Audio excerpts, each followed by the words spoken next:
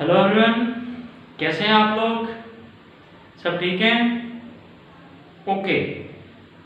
तो आज की क्लास में हम लोग बात करने लगे हैं पहले चैप्टर की एग्जाम्पल नंबर 11। तो चलो शुरू करते हैं, इस एग्जाम्पल को सॉल्व करते हैं। एग्जाम्पल नंबर 11 क्या है? Calculate the number of grams. Number of grams याद रखिएगा, नंबर ऑफ मोल्स को ही बोलते हैं। तो calculate the number of grams मतलब calculate the number of moles of K2SO4। K2SO4 बोलते हैं पोटाशियम सल्फेट को, एंड वाटर प्रोड्यूस्ड। हाँ जी, हम लोगों से दो कंपाउंड के नंबर ऑफ मोल्स पूछे गए हैं कि इनके नंबर ऑफ मोल्स कैलकुलेट करो। अब ये दोनों कंपाउंड कैसे बने हैं? When 14 gram of KOH, KOH बोलते हैं पोटाशियम हाइड्रोक्साइड को। तो क्या आप लोगों को गिवन किया जा रहा है 14 gram of KOH are reacted with excess of H2SO4। यानी आपसे ये कहा जा रहा है कि KOH यानी पोटाशियम हाइड्रोक्साइड जो कि बेस है, H2SO4 ये एसिड है, इन दोनों का आपस में रिएक्शन हो रहा है। हमारे पास दो प्रोडक्ट बन रहे हैं K2SO4 और वाटर। तो सबसे पहले तो हम लोग लिखते हैं केमिकल इक्वेशन। KOH यानी पोटाशियम हाइड्रोक्साइड और ये रिएक्शन कर रहा है H2SO4 के साथ, सल्फ्यूरिक एसिड के साथ। तो एसिड बेस के रिएक्शन से क्या बनता है? हमेशा याद रखें, साल्ट और वाटर बनता है। तो हमारे पास एसिड का काम प्रोटॉन देना है, बेस हाइड्रोक्साइड ये प्रोटॉन को एक्सेप्ट करते हैं। तो हमारे पास क्या बनेगा? वाटर बनेगा, और साथ में हमारे पास क्या बनेगा? साल्ट बनेगा। पोटाशियम है, सल्फेट है, तो पोटाशियम का साल्ट बनेगा K2SO4। तो ये जो प्रोडक्ट है ये हम लोगों को न्यूमेरिकल एग्जांपल के अंदर गिवन है कि K2SO4 और वाटर बन रहे हैं कब? जब KOH का सल्फ्यूरिक एसिड के साथ रिएक्शन हो रहा है। तो इस इक्वेशन को हम लोग बैलेंस कर लेते हैं। सबसे पहले इधर देखें, दो पोटाशियम है, इधर एक पोटाशियम है, ये दो से मल्टीप्लाई करेंगे, दो पोटाशियम हो जाएंगे। अब आप इधर देखें तो दो हाइड्रोजन ये हैं, ये दो इस हाइड्रोजन के साथ भी मल्टीप्लाई होगा तो दो ये भी हो जाएंगे, टोटल 4 हाइड्रोजन हो जाएंगे। इस तरफ देखेंगे तो दो हाइड्रोजन है, तो दो से मल्टीप्लाई करके इधर भी 4 हाइड्रोजन हो जाएंगे। ठीक है, इस तरह से 4 ऑक्सीजन और ये 2 ऑक्सीजन, 6 ऑक्सीजन है, इधर भी 4 और ये 2 6 ऑक्सीजन है। तो इधर एक सल्फर है, इधर भी एक सल्फर है। तो ये इक्वेशन हमारे पास बैलेंस हो गई। ठीक है, अब आप लोगों से क्या पूछ रहे हैं? आप लोगों से पूछ रहे हैं कि K2SO4 इसके number of moles, number of grams या नंबर ऑफ मोल्स एक ही बात है, ये फाइंड आउट करके दें, बताएं कितने नंबर ऑफ मोल्स हैं और वाटर के नंबर ऑफ मोल्स कितने हैं। ये आपसे क्वेश्चन किया जा रहा है, डिमांड की जा रही है कि इन दोनों के नंबर ऑफ मोल्स कैलकुलेट करो। कब कैलकुलेट करो? जब आपके पास KOH जो है पोटाशियम हाइड्रोक्साइड 14 ग्राम हो। कितना ग्राम आपको गिवन है? 14 ग्राम गिवन है। तो सबसे पहले हम लोग क्या करेंगे, यहाँ पे ये जो हमारे पास रिएक्टेंट्स जो कि KOH है इसका मैस गिवन है, और हमेशा याद रखें किसी भी एक स्पीशीज का जब भी मैस गिवन हो हम लोग उस मैस को यूज करके उस स्पीशीज के नंबर ऑफ मोल्स कैलकुलेट कर सकते हैं। तो हम नंबर ऑफ मोल्स कैसे फाइंड आउट करते हैं? नंबर ऑफ ग्राम्स या नंबर ऑफ मोल्स एक ही बात है। कैसे फाइंड आउट करते हैं? मैस ऑफ सब्सटेंस, जिसका मैस गिवन है हमारे पास, उस सब्सटेंस का mess divided by molar mass. तो हमारे पास पोटाशियम हाइड्रोक्साइड का न्यूमेरिकल के अंदर मैस गिवन है, दैट इज 14। हम लिखेंगे 14 डिवाइडेड बाय, अब KOH का हम लोगों ने मोलर मैस फाइंड आउट करना है, तो रफली फाइंड आउट कर लेते हैं। पोटाशियम का मोलर मैस कितना होता है? 39 प्लस ऑक्सीजन का 16 और हाइड्रोजन का 1, तो हमारे पास बन गया 56। तो 56 पे डिवाइड कर देंगे 14 को, तो हमारे पास आंसर आ जाएगा 0.25 मोल्स। तो हम लोगों ने इस तरह से पोटाशियम हाइड्रोक्साइड के मोल्स को फाइंड आउट कर दिया। तो याद रखें हम लोगों ने अपनी लास्ट वाली क्लास में भी ये बात की थी कि अगर रिएक्टेंट्स या प्रोडक्ट में से किसी एक के नंबर ऑफ मोल्स अगर हम लोगों को पता चल जाए तो हम लोग बाकी सारी स्पीशीज का वो रिएक्टेंट में है या प्रोडक्ट में उनके number of moles find out कर सकते हैं।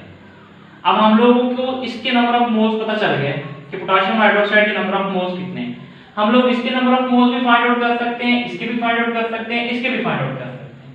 अब हम लोगों से क्वेश्चन में क्या पूछा गया है क्वेश्चन हम लोगों से किया गया कि पोटेशियम सल्फेट के number of moles find out करो और वाटर के number of moles find out करो। तो हम लोग अब इन दोनों के number of moles balanced chemical equation को यूज करके फाइंड आउट कर सकते हैं। कैसे फाइंड आउट कर सकते हैं? जिसके नंबर ऑफ मोल्स हम लोगों को पता है उसको लिख लेंगे हम लोग सबसे पहले। पोटेशियम हाइड्रोक्साइड, इसके नंबर ऑफ मोल्स हम लोगों को कैलकुलेट कर चुके हैं, हम लोगों को आइडिया है कि इसके नंबर ऑफ मोल्स कितने हैं। अब हम लोगों ने इसके फाइंड आउट करने हैं, पहले पोटेशियम सल्फेट के फाइंड आउट कर लेते हैं। तो हम लोग यहाँ पे इसके साथ इसका कंपैरिजन कर लेंगे, पोटेशियम सल्फेट के साथ।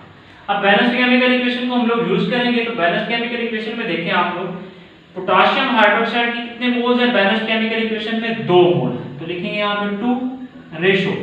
यहाँ पे आप लोग देखें बैलेंस्ड केमिकल इक्वेशन में यहाँ पे क्या लिखा हुआ है? यहाँ पे 1 लिखा हुआ है, यहाँ पे कुछ नहीं लिखा होता, वहां पे क्या होता है? 1 होता है। इसका मतलब बैलेंस्ड केमिकल इक्वेशन से क्या इंफॉर्मेशन मिल रही है कि 2 मोल्स पोटेशियम हाइड्रोक्साइड के 1 मोल K2SO4 प्रोड्यूस कर रहे हैं। तो इन दोनों के दरमियान क्या रेशो बनेगी? 2:1 नंबर ऑफ मोल्स की रेशो। ओके, तो इसका मतलब इनके दरमियान 2:1 है। अगर ये 1 हो, अगर ये 1 मोल हो तो ये कितना हो जाएगा? 1/2 मतलब हाफ हो जाएगा। इस बात को समझो, इन दोनों के दरमियान क्या रेशो बनी? 2:1 की। तो अगर मैं इसको 1 कहूं कि ये 1 मोल है तो ये कितना होगा इसके मुकाबले में? हाफ हो जाएगा। अगर मैं कहूं इसको कि ये हमारे पास है 0.25 मोल्स, कितना है? 0.25 मोल्स, तो ये कितना होगा? हम लोग क्या करेंगे? 1/2 यानी हाफ को मल्टीप्लाई कर देंगे 0.25 के साथ। तो जब हम लोग इसको सॉल्व करेंगे तो हमारे पास क्या आंसर आएगा? 0.125 मोल्स। तो देखिए हम लोगों ने बैलेंस्ड केमिकल इक्वेशन को यूज करके रिलेशनशिप फाइंड आउट किया, फिर उस रिलेशनशिप को यूज करके हम लोगों ने K2SO4 के number of moles find out कर लिए। क्यों? क्योंकि हम लोगों को पोटेशियम हाइड्रोक्साइड के नंबर ऑफ मोल्स पता था। तो हम लोगों के पास K2SO4 के नंबर ऑफ मोल्स कितने फाइंड आउट हो गए? 0.125 मोल्स। ठीक है, इस तरह से हम लोग वाटर के नंबर ऑफ मोल्स भी फाइंड आउट कर सकते हैं। कैसे?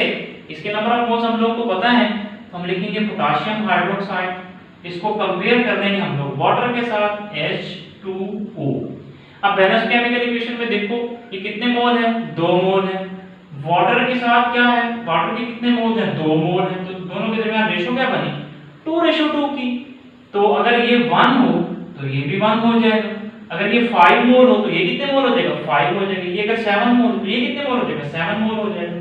अब पोटेशियम हाइड्रोक्साइड के मोल्स को हम लोगों ने कैलकुलेट किए हुए हैं, कितने हैं? 0.25।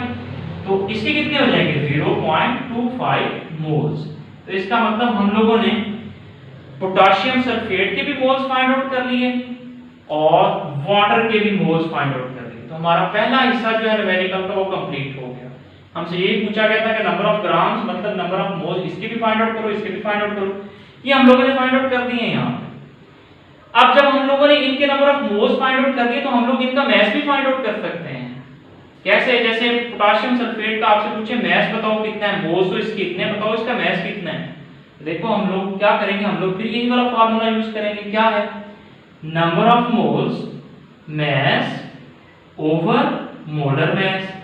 तो अब देखो ये मास हमने फाइंड आउट करना है। नंबर ऑफ मोल्स कितने हैं K2SO4 के? ये हमने निकाले हुए हैं 0.125 इज इक्वल टू मास हमने फाइंड आउट करना है डिवाइडेड बाय मोलर मास कितना है K2SO4 का। K2SO4 का मोलर मास कितना बनता है तो कैलकुलेट कर लेते हैं। पोटेशियम अगर 1 है तो 39 होता है, 2 है तो 2 से मल्टीप्लाई कर देंगे, प्लस 1 सल्फर है 32 होता है, प्लस 1 ऑक्सीजन का 16, 4 का कितना हो जाएगा 64। इस सबको आप लोग इन दोनों को मल्टीप्लाई करो, प्लस करो, आपके पास आंसर आएगा 174। हम क्या करेंगे 174 को इसको डिवाइड कर देंगे। अब ये 174 इस साइड पे आके क्या हो जाएगा मल्टीप्लाई हो जाएगा 0.125 multiply by 174 that is equal to mass of K2SO4। जब आप लोग इसको सॉल्व करेंगे तो आपके पास आंसर आएगा 21.75। तो ये हमारे पास क्या निकल आएगा, ये हमारे पास मास निकल आएगा K2SO4 का। ओके, तो इस तरह से आप मास निकाल सकते हैं। इसी तरह से आप लोग जो है वो वाटर का भी मास फाइंड आउट कर सकते हैं। यही वाला फार्मूला यूज करेंगे, नंबर ऑफ मोल्स मास हम लोगों ने वाटर का फाइंड आउट करना है। और यहाँ पे इसका मोलर मास। तो हमने वाटर के मोल्स कैलकुलेट कर रखे हैं, कितने हैं 0.25, तो 0.25 is equal to mass find out करना है वाटर का। तो मोलर मास कितना होता है वाटर का, ऑक्सीजन का 16, 2 हाइड्रोजन का तो कितना हो जाएगा 18, 18 इस साइड पे आके क्या हो जाएगा मल्टीप्लाई हो जाएगा, multiply by 18 that is equal to mass of water. जब आप लोग इसको मल्टीप्लाई करेंगे तो आपके पास आंसर आ जाएगा 4.5 ग्राम। तो ये हमारे पास मास ऑफ वाटर जो है वो फाइंड आउट हो जाएगा। ओके, तो हम लोगों से पूछे मोल्स से, तो हम लोगों ने इनके मोल्स फाइंड आउट किए। अगर हम लोगों ने मोल्स फाइंड आउट कर लिए तो हम लोग इनके मैसेस भी फाइंड आउट कर सकते हैं, जैसे हम लोगों ने फाइंड आउट कर लिए। ये मैस K2SO4 का है और ये वाला मैस हमारे पास वाटर का है। ठीक है, अब इस न्यूमेरिकल के दूसरे हिस्से में हमसे क्या पूछा गया है, calculate the number of molecules. Number of molecules मतलब मॉलिक्यूल्स की तादाद पूछते हैं, और जब कभी नंबर ऑफ मॉलिक्यूल्स की बात है, तादाद की बात है, पार्टिकल्स की तादाद की बात है, तब हम लोग क्या यूज करते हैं, एवोगैड्रोस नंबर वाला फार्मूला यूज करते हैं। तो दूसरे हिस्से में हमसे पूछते हैं calculate the number of molecules of water produce, तो हम लोग क्या यूज करेंगे, हम लोग एवोगैड्रोस नंबर वाला फार्मूला यूज करेंगे और वाटर के नंबर ऑफ मॉलिक्यूल्स हम लोग फाइंड आउट करेंगे। कैसे फाइंड आउट करते हैं, नंबर ऑफ मॉलिक्यूल्स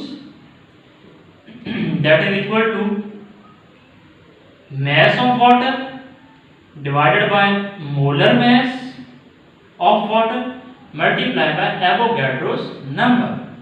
तो नंबर ऑफ मॉलिक्यूल्स हमारे पास कितने कैलकुलेट हो जाएंगे, मास क्या है वाटर का ये भी हम लोगों ने फाइंड आउट कर रखा है, यहाँ पे 4.5 ग्राम है, डिवाइडेड बाय वाटर का मोलर मास तो सबको पता है 18 है, मल्टीप्लाई बाय 6.02 10⁻23।